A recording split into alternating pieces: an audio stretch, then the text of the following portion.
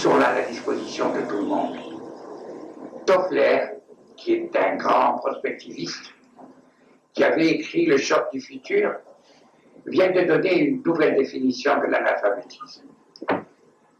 Il est analphabète aujourd'hui celui qui n'est pas capable de désapprendre pour apprendre à réapprendre. Celui qui est analphabète aujourd'hui, c'est celui qui n'est pas capable de désapprendre pour apprendre comment réapprendre. C'est-à-dire qu'il utilise les mêmes choses, les mêmes polycopies, le même langage, le même discours d'année en année, et entretient l'ignorance. Notre enseignement ne développe pas la connaissance, il entretient l'ignorance. Et comme au fur et à mesure nos enseignants sont de plus en plus ignorants, et c'est la vérité, c'est pas de leur faute, c'est le régime, c'est le système qui le fait, parce que dès qu'on rentre dans le domaine de l'innovation et de la création, vous dérangez.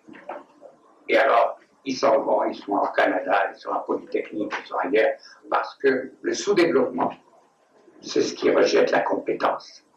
Et la compétence n'abdique devant personne. Pour les croyants, elle abdique devant Dieu parce qu'il est source de cette connaissance. Elle n'abdique devant personne. Mais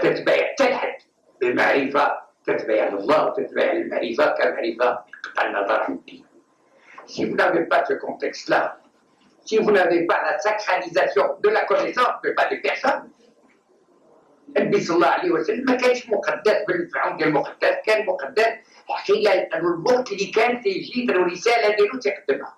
مين ما تسالوا عن الذي كله. Alors, donc ça, cette attitude à l'égard de la connaissance est très importante. Et je ne vais pas aller trop longtemps pour parler d'un autre élément dans ce rapport où on a, quand on a dit là, le problème mondial, à ce moment-là, on appelait ça en anglais le human gap. Le human gap, c'est le fossé humain.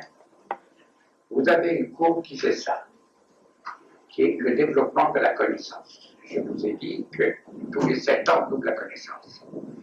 Je peux vous dire aujourd'hui qu'il y a une puce qui est peut-être le 10e de ça, qu'IBM est en train de fabriquer pour le Pentagone, dans le nombre de calculs par seconde sont égales à ce qu'on pourrait faire manuellement en 1 200 000 ans.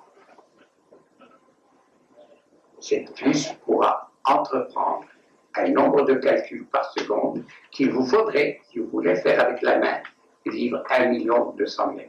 Alors, devant ce développement énorme, cette croissance, si vous voulez, algorithmique, géométrique de la connaissance, vous avez ça. Et comment peut-on faire face à cette connaissance? C'est les systèmes d'éducation. Et les systèmes d'éducation sont ça. Donc, année après année, partout dans le monde, je reviens du Japon, j'ai fait 30 universités. Ce n'est pas la première fois, c'est la 20e fois que j'y vais. Et on voit même dans ces pays-là à quel point ce gap, ce fossé entre le développement de la connaissance et le développement, l'adaptation des systèmes qui sont censés transmettre la connaissance le font. Et ce que nous faisons, c'est que nous enseignons des choses qui ne sont pas absolument périmées. Mais comme l'ensemble le fait, on est bien, on est en harmonie avec ce qui est périmé. Il n'y a pas de problème. Et donc, je reviens à cette définition, si vous voulez, de Toffler, c'est comment désapprendre. Je vous assure que j'avais un projet, bon, pris pour un fou, peut-être que je le suis, ça serait un honneur, je ne vais pas donner à tout le monde que l'être. C'est de donner 2 sortes de formation, de donner un certificat de quelqu'un qui a désappris, de dire que quelqu'un est rentré, on a effacé ce qu'il a appris.